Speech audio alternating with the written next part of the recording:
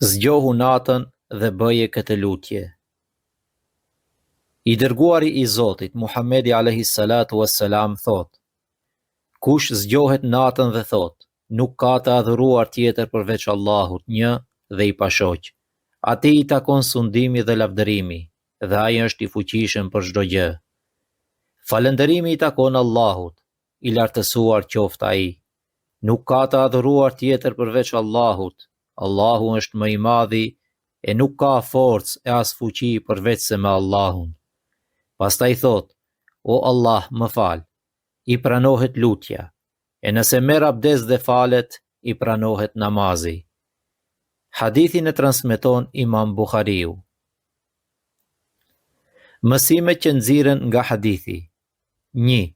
Dhikri në mes të natës është burim mëshire dhe afrimi me Zotin. Kush përmend Allahun në atë qetësi të natës, zemra e tij ndriçohet dhe gjuha i bëhet e lagësht me kujtimin e tij. 2. Këto fjalë janë ndër më të mirat e dhikrit. Ato përfshin tauhidin, njësimin e Zotit, madhërimin, falënderimin dhe nënshtrimin ndaj tij. 3. Pranimi i lutjeve.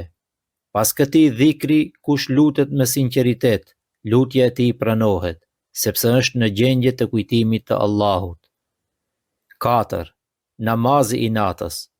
Nëse merr abdes dhe falet, namazi i tij pranohet dhe shpërblehet, sepse ndodhet në një gjendje të pastërt dhe me zemër që kujton Zotin.